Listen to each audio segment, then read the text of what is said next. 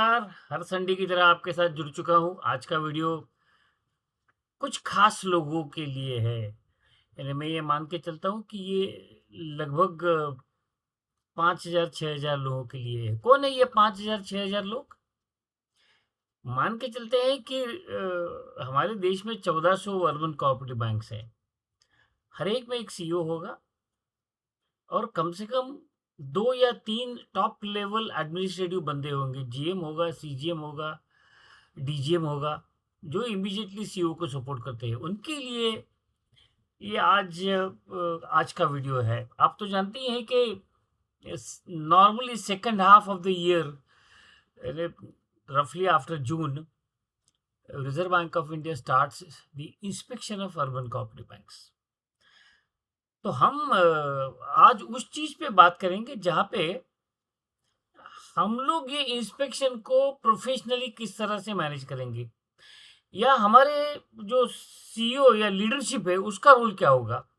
Focus CEO पे होगा, लेकिन हमारा अटेंशन जो है, जो नेक्स्ट टू द सीईओ जो है, या सीजीएम है या डीजीएम है या जीएम है, उनके लिए भी ये वीडियो बहुत ही फायदेमंद होने वाला है। I am just going to give you a tool kit. Tool kit ये बहुत बुरा वर्ड है, आप जानते हैं। टूल किट का मतलब है कि देश में अस्थिरता पैदा करना, लेकिन हम आज जिस टूल किट की बात कर रहे हैं, हम रिजर्व बैंक के इंस्पेक्शन को प्रोफेशनली किस तरह से हैंडल करें और हमें क्या करना चाहिए, जिसको हम कहते हैं कि हम आरबीआई इंस्पेक्शन को प्रोफेशनली किस तरह से हैंडल कर सके, उनको सही जवाब दे सके और एक्यूरेट और ट्रांसपेरेंट इंफॉर्मेशन हम किस तरह से दे सकते हैं। तो चलो शुरुआत करते हैं। आपको एक चीज का पता होना जरूरी है कि रिजर्व बैंक के जो इंस्पेक्टर आते हैं उनका माइंडसेट क्या होता है। उनका माइंडसेट आपका कंप्लायंस देखना नहीं होता है। कंप्लायंस तो वो देखते ही है as a matter of routine, but they are evaluating the compliance culture, the risk culture, the transparency, the integrity and sustainability of the bank. आप जो रेशियो कैलकुलेट नहीं करते हो, वो आरबीआई का इंस्पेक्टर कैलकुलेट करता है। कौन सा रेशियो? सॉल्वेंसी। मैंडेटरी है उनके लिए। तो ये उनका माइंडसेट इस तरह से होता है, वो हर एक चीज को इसी प्रिज्म से, इसी चश्मे से देखते हैं। तो आरबीआई क्या अज्यूम करता है? तो प्रेजेंट पीरियड ऑफ इंस्पेक्शन 1 अप्रैल से 31 मार्च, यानी मार्च 26 तक। 1 अप्रैल 2025 to 31 March 2026 is the period for which they will inspect you। और कोई भी चीज अगर डॉक्यूमेंटेड नहीं है तो उनका ये एजम्पशन होता है कि इट डज नॉट एग्जिस्ट। इसका मतलब ये है कि आपको जो आप उनको बता रहे हो, उनको एविडेंस देना जरूरी होता है। If you cannot give evidence, then they presume that you have done nothing in a particular argument per se. तो सीईओ का बहुत ही इंपॉर्टेंट रोल इंस्पेक्शन में होता है। इंपॉर्टेंट रोल होता है, इसका मतलब ये नहीं है कि उसको फ्रंट में जाके हर एक क्यूरी का जवाब देना है, नहीं। उसका भी इंटरप्रिटेशन गलत होता है, लेकिन उसका ओवरसाइट होना बहुत ज़रूरी है। हर बार रिजर्व बैंक का इंस्पेक्शन सीईओ को नहीं बुलाएगा। इंस्पेक्टर जो होता है वो सीईओ बैंक चलाता है, तो वो बिजी रहता है।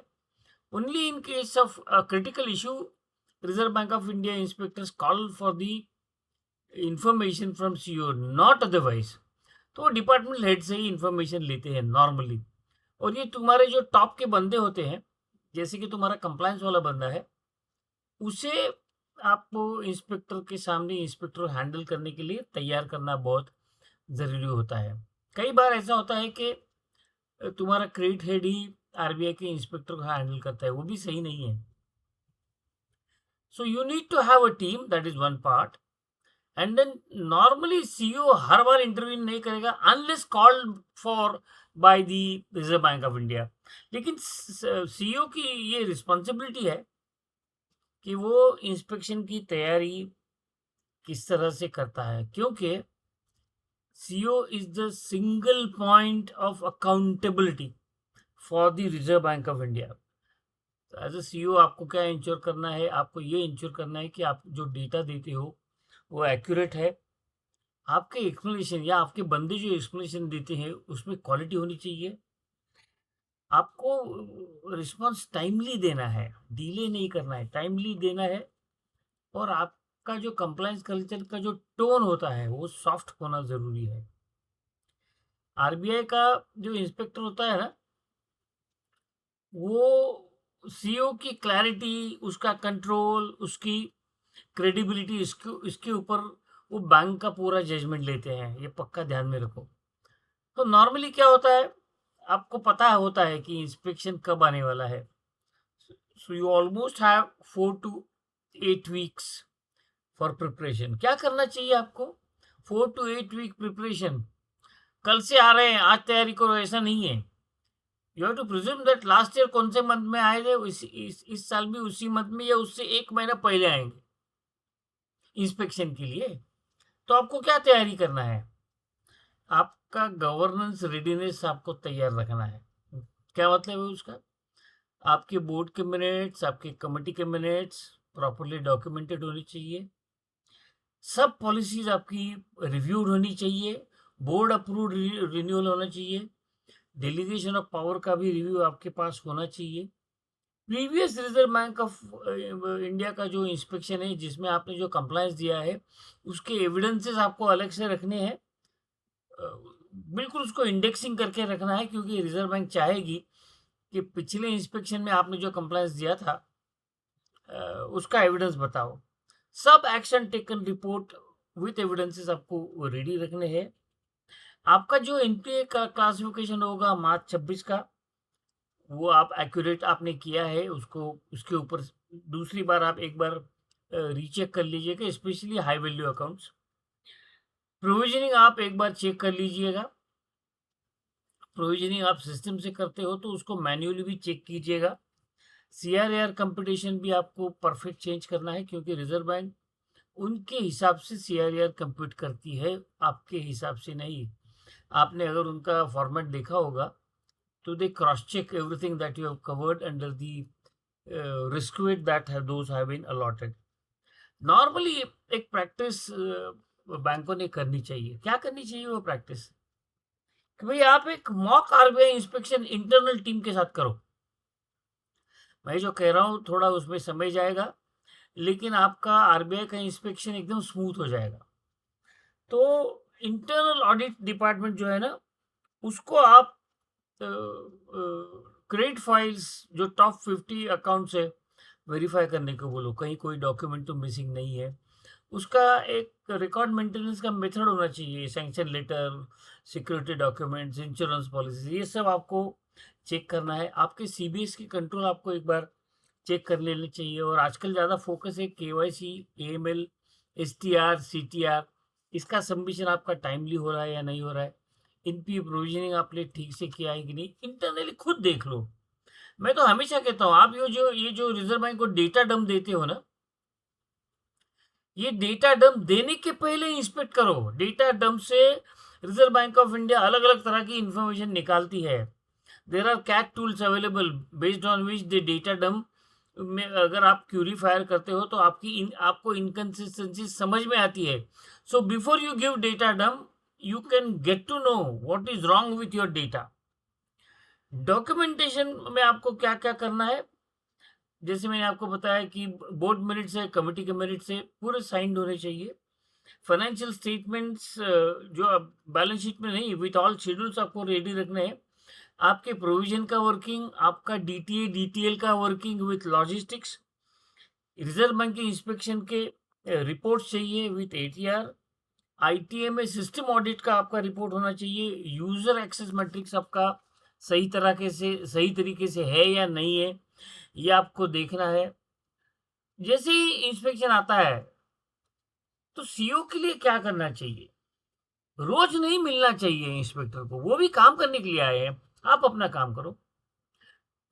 A professional CEO meets the Reserve Bank of India inspectors at the opening day, briefing about the what the bank is, and at the closing day. And during intervening period, he meets Reserve Bank of India inspectors only when called for.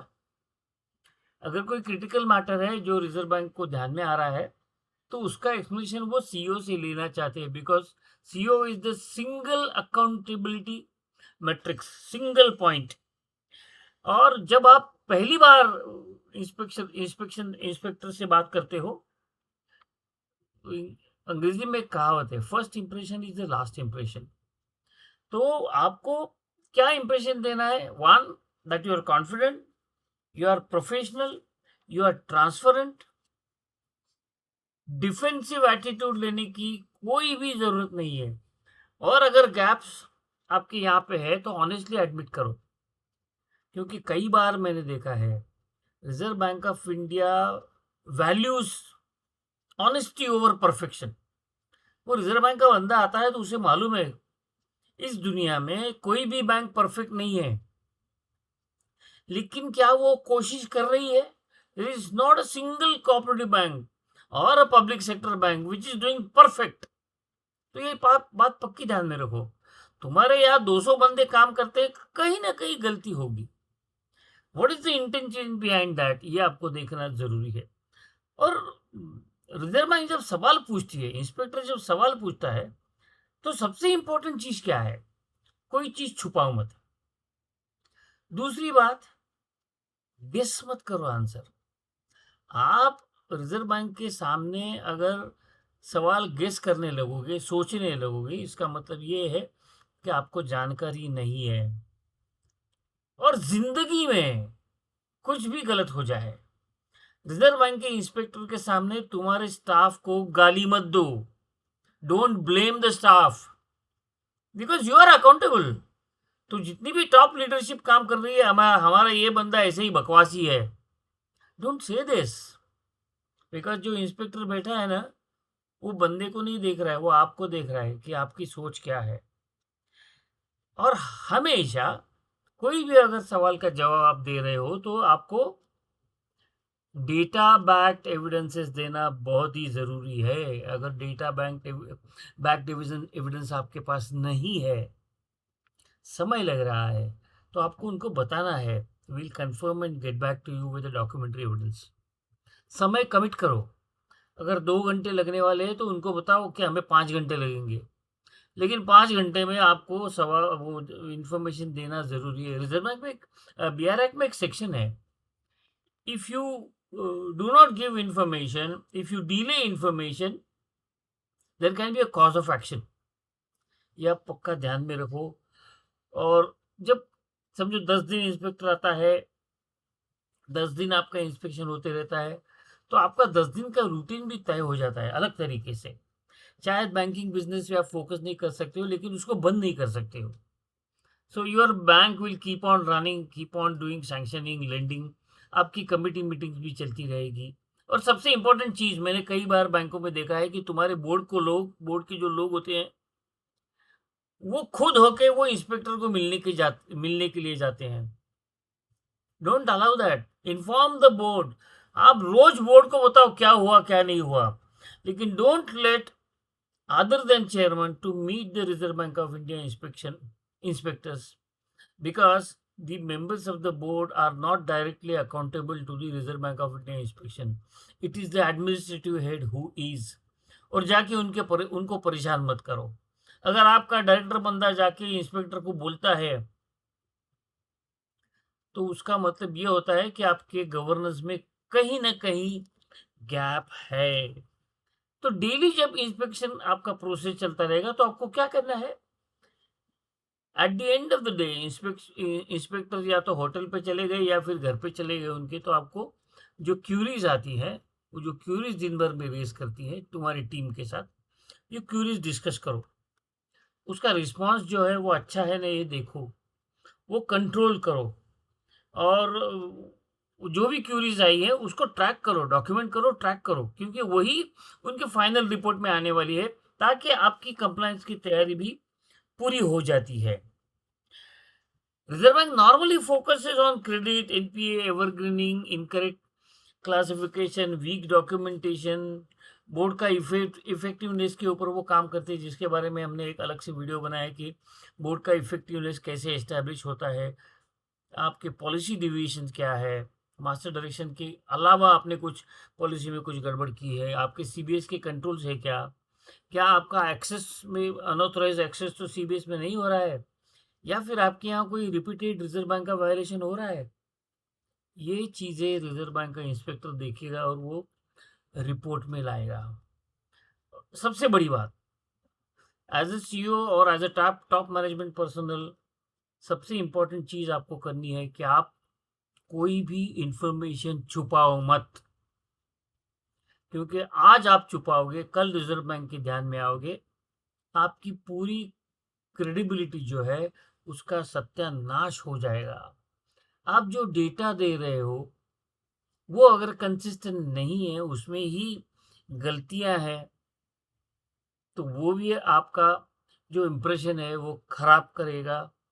आपके जो department के बंदे हैं, जो otherwise एक दूसरे को पानी में देखते रहते हैं, झगड़ते रहते हैं, क्योंकि हर एक को ही सीईओ बनना है, हर एक डिपार्टमेंट हेड को सीईओ बनना है और उसे लगता है उसी को बैंक चलाना आता है।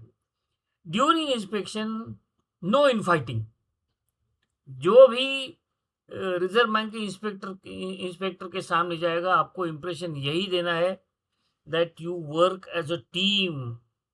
प्रीवियस आरबीआई के इंस्पेक्शन के ऑब्जर्वेशन अगर आपने इग्नोर किए हैं तो उसका बहुत ही बुरा परिणाम होता है।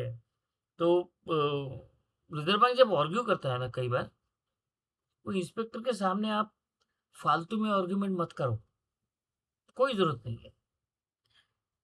उनके इंटेंशन अलग अलग होते हैं, वो कई बार इंटेंशन आपको नहीं बताएंगे। आप उनकी इंटेंशन समझने की कोशिश करो कि ये बंदा ऐसे क्यों कह रहा है। और अगर आपको लगता है कि इंस्पेक्टर कुछ गलत कह रहा है तो क्लैरिफिकेशन मांगो, सीक क्लैरिफिकेशन, सर ये हमें समझ में नहीं आया, फिर से बताएंगे, something like that. Strong response आपको करना है। अगर आपके यहाँ कुछ गलत हो गया है तो एक्सेप्ट कर लो, रूट कॉज एनालिसिस करो, करेक्टिव एक्शन लो। टाइमली करेक्टिव एक्शन लेना बहुत ही ज़रूरी है। जैसे कई बार ऐसा होता है कि आपका एनपीए क्लासिफिकेशन गलत हो जाता है, आपका सीबीएस वो हाई क्वालिटी का नहीं है, तो एनपीए क्लासिफिकेशन में गलती करता है। आज रिजर्व बैंक क्या चाहती है कि एनपीए क्लासिफिकेशन आपका पूरा सिस्टम से हो, लेकिन कई बार नहीं होता है। तो आपको, आप जब गलत पीए को एनपीए किया या गलत एनपीए को पीए किया, तो आप ह्यूमन इंटरवेंशन को उसका क्लासिफिकेशन करेक्ट करते हो। क्या है रिजर्व बैंक एक्सपेक्ट करती है, आपने मैन्युअली किया ना, रिकॉर्ड रखो, रिकॉर्ड रखो, कमिटी का अप्रूवल रखो कि ये हमने मैन्युअली इसको या तो अपग्रेड किया है या डाउनग्रेड किया है। गलत नहीं है, because there are system flaws which you can't help. Have a record for that. Inspection होने के बाद में क्या है, जैसे ही रिपोर्ट आएगा बोर्ड के सामने रखो, ऑब्जर्वेशन का कैटेगराइजेशन करो, क्रिटिकल कौन से है, मेजर कौन से है, माइनर कौन से है। परसिस्टेंट एक्शन और एक्शन वाले ऑब्जर्वेशन के ऊपर इमीडिएट कार्रवाई होना जरूरी है, क्योंकि persistent action is an observation which can lead to the penalisation. हालांकि आजकल ऐसा लगता है कि पेनल्टी के बारे में रिजर्व बैंक सख्त नहीं रहेगी, वो फॉलोअप के ऊपर ज़्यादा ध्यान दे रही है। एक्शन टेकन रिपोर्ट तैयार करो, सपोर्टिंग डॉक्यूमेंट्स तैयार करो, submit with in the time frame. CEO को और क्या क्या देखना है कि उसका एमआईएस अच्छा है ना, उसके एनपीए लेवल्स उसने खुद ने देखे हैं ना, सीआरईआर कंपटीशन अच्छे तरीके से देखा है ना, ऑडिट ऑब्जर्वेशन में ऐसा तो कुछ नहीं है कि जो बोर्ड ने भी नहीं देखा। ये चीजें जो मैं कह रहा हूँ, ये अगर आप करोगे तो ये आपकी ढाल बनेगी, this will be your shield to protect your inspection mandarin which come every year for you to handle। Reserve bank क्या चाहती है इंस्पेक्शन करने के बाद, या इंस्पेक्शन किस लिए करती है, क्या बोर्ड अवेयरनेस है और क्या सीईओ अकाउंटेबल है, क्या कंप्लायंस कल्चर है। The successful CEO will always ensure that there is a compliance culture, data integrity, or zero tolerance for policy deviation, system overrides. No। CEO के लिए क्या करना है, He has to be transparent, he has to be prepared, he has to be data driven, he has to be consistent, and he has to be proactive. Proactive का मतलब है अब अगला सवाल क्या आने वाला है, ये सोचना ज़रूरी है। और रिज़र्व बैंक रेड फ्लैग्स किसको किसको देती है? आप डेटा मैनिपुलेट करते हो, आपके पास फ्रॉड इंडिकेटर्स है लेकिन आप फ्रॉड रिपोर्ट नहीं करते हो, लोन को एवरग्रीनिंग करते हो, तो ये चीज़ें रिज़र्व बैंक हमेशा देखने के लिए कोशिश करेगी। इसको बिल्कुल सँभाल के करना चाहिए। जैसे मैंने कहा कि कोई भी बैंक परफेक्ट नहीं होता है, लेकिन रिज़र्व बैंक अगर परफेक्ट बैंक नहीं देख रही है, आप आपके बैंक को परफेक्ट नहीं मान रही है, क्योंकि कोई भी बैंक परफेक्ट नहीं हो, तो वो क्या चाहते हैं फिर? वो चाहते हैं कि आपके पास कंट्रोल है, आपके पास ऑनेस्टी है, और क्या आप इम्प्रूव कर रहे हो? Are you an improving bank?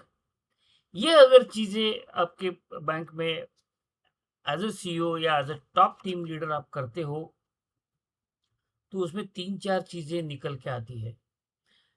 एक तो ऐसा है कि रिज़र्व बैंक की इंस्पेक्शन की सीवियरिटी निकल जाती है, आपका कॉन्फिडेंस बहुत हाई हो जाता है। दूसरा, रेगुलेटर का कॉन्फिडेंस आपके बारे में या आपके बैंक के बारे में बढ़ जाता है। बैंक की क्रेडिबिलिटी स्ट्रेंथन हो जाती है, और ये होने के बाद बैंक का पैसा बचता है। अब आप मुझे पूछोगे कैसे पैसा बचता है? क्योंकि ये अगर अच्छा होता है, तो आपका कैमल्स रेटिंग इम्प्रूव होता है, और अगर कैमल्स रेटिंग इम्प्रूव हो गया, तो आपका जो डीआईसीसी का प्रीमियम जो 12 पैसा ₹100 के लिए है, वो 8 पैसे तक आ सकता है। तो ये जो इस वीडियो में मैंने जो आपको बताया, केयरफुली सोचिएगा, इम्प्लीमेंट करने की कोशिश कीजिएगा, पैसे बचाइएगा। You can save money for your bank if you manage your inspection and the actual things. Simply managing inspection ये इशू नहीं है। इशू क्या है, आप कंसिस्टेंटली 364 दिन क्या करते हो,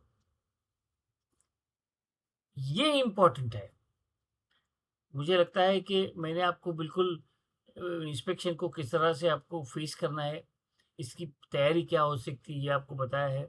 आपको अगर मेरे विचार अच्छे लगते हैं, वीडियोज़ अच्छे लगते हैं, तो आप लाइक कीजिएगा, सब्सक्राइब कीजिएगा, शेयर कीजिएगा। पूरे कोऑपरेटिव फ्रेटर्निटी में बताइएगा, क्योंकि मैं जो बैंक चलाने वाले लोग हैं, उनके लिए वीडियो बनाता हूँ। मैं जेआईबी, सीआईबी इसके लिए नहीं करता हूँ। मेरे videos top management and the board, इनके लिए होते हैं, because they are the ones who run the show. It is for them. मैं कोई सीआईबी की क्लासेस नहीं लेता हूँ। आपको अगर कुछ सवाल है, पूछना चाहते हैं, पूछ सकते हैं। डिस्क्रिप्शन में ईमेल है, भेज सकते हैं email. So thank you so much for watching, and all the best for your ongoing inspection or incoming inspection. Thank you so much.